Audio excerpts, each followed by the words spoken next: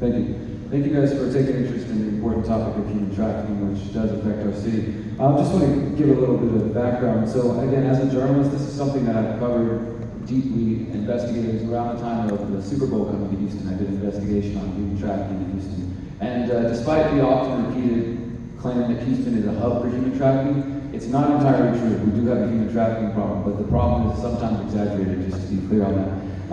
And in fact, the problem is exaggerated around the Super Bowl. But the reality is we do have a deal. Some of you have heard of the Sweet 16 deal where certain strip clubs are allowed to pay the city essentially a ransom fee to continue operating. And those businesses often are hubs for human trafficking. Now there is a difference, I think, between genuine consensual voluntary sex workers, who I think deserve sex workers' rights, and that's a whole other discussion, and folks who have genuinely been human trafficked. So I think that's one thing, is we need to be able to distinguish between those things. The other thing is, for me, as far as actually having a plan, how do we address human trafficking? I'm the only candidate calling for beginning the end of the drug war in Houston, beginning with decriminalizing cannabis, to stop wasting police resources, locking up black, brown, and low-income people for drug use, and instead using those resources to go after human trafficking. All right, thank you for bringing up education as well.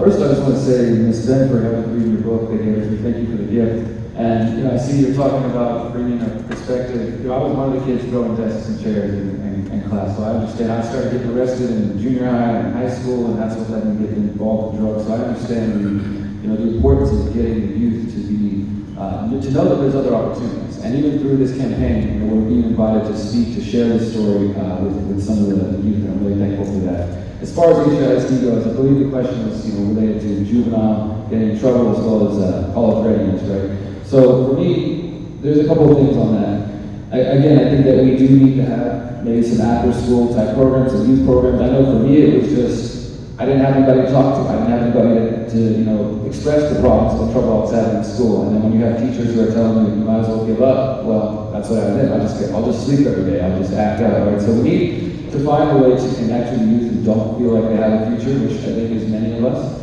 And as far as college readiness, there's two things. One thing is to accept the fact that college is not necessarily, necessary for everybody to succeed. There are folks who might want to go right into a trade or want to be an entrepreneur, which I highly encourage. So we need to be willing to meet the individual needs of each student and not assume that success means putting that kid in college, because that might not be the path for them. So we need to take a more individual approach on how we handle both youth getting in trouble as well as their future. Thank you. So, yes, I would like to work toward more transparency. I think that there are Houstonians who are concerned with the steps that ICE may be taking, whether that means coming to get folks who are undocumented, folks who might be wanted for various crimes. I think there absolutely should be more transparency between the people of Houston and the various departments that are involved in this, and especially the mayor's office. Now, just kind of on that topic generally, I do think that the people of Houston, the police, the authorities, should cooperate with ICE when there is, say, a wanted murder suspect, things of that sort. But I think we should also be hesitant to just, right off the bat, cooperate with ICE for everything that they come into our communities for. I'm hesitant to empower a federal agency to come into the city of Houston and to essentially have the right to take people away and things of that sort. But I do think it should be a case-by-case basis, and the way you do that is by being transparent and telling the people of Houston, this is what ICE is requesting. Obviously they have to be careful if they're looking for a victim. You don't say, hey, this is the person you're looking for, they're coming into your neighborhood. But there should be some transparency so that you don't turn around in your community and all of a sudden see federal agents coming down the block and beating on neighbors' doors. I mean, that's a scary, traumatic thing for people, whether or not they are a criminal or not. Just, your kids, your children. I don't think those are the sort of things that we should become normal, that should become normalized and we should become used to. But transparency is key. Thank you.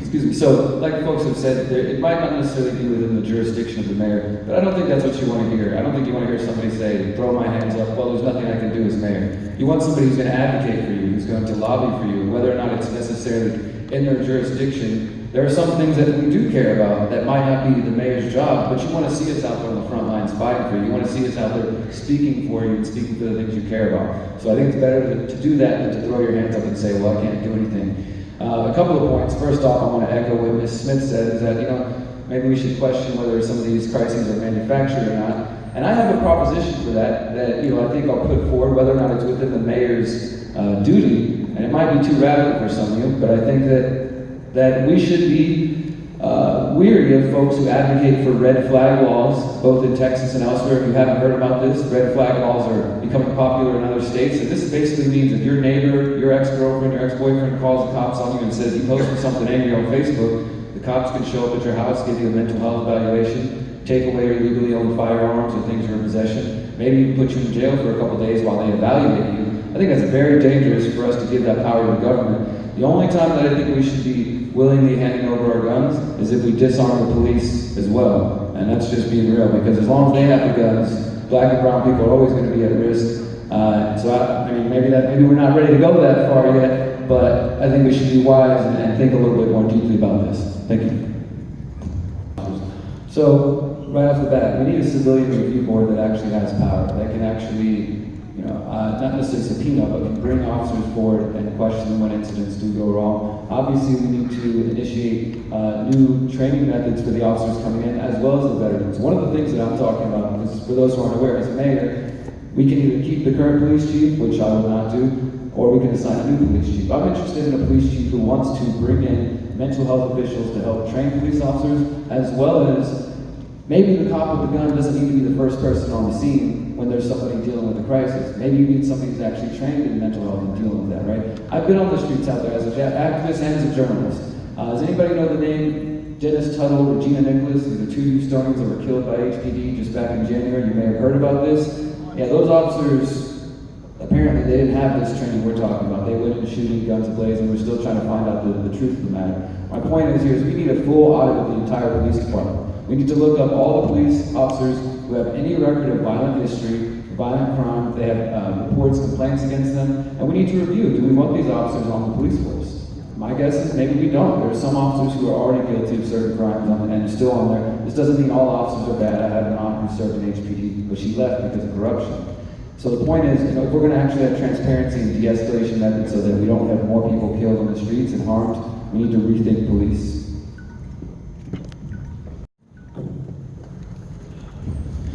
Thank you guys for having this event and for the organizers for inviting all of the candidates. It's much appreciated.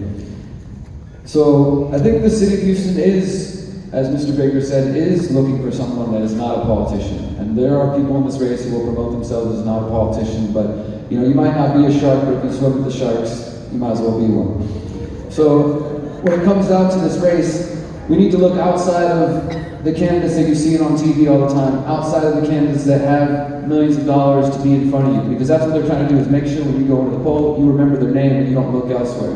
But I recommend everybody check out all the 12 candidates that are running to get to know them. If you want to find more about me, again, my name is Derrick Broze, DerrickBroze.com. We've got flyers back there. I'm talking about 9 core issues as well as other issues that you will not hear from a single one of these candidates. They'll pay lip service when they're in front of certain audiences, but you got to look at, again, a track record. And I might not have served in office yet, but search my name, search Derrick Broze, and you'll find 10 years worth of activism, of journalism, as I said, being in places in Ferguson, standing up for Native communities, standing up for black and brown communities, being out there, being in city council for the last 10 years, going there every week, talking about issue after issue, confronting the mayors, confronting the previous mayors, confronting the police chief. I have no problem putting the people who are supposed to be in authorities in their place. And their place is supposed to be answering the questions to you, listening to your concerns. And that's the kind of person that I am. I'm not here to be a politician. I'm doing this one time.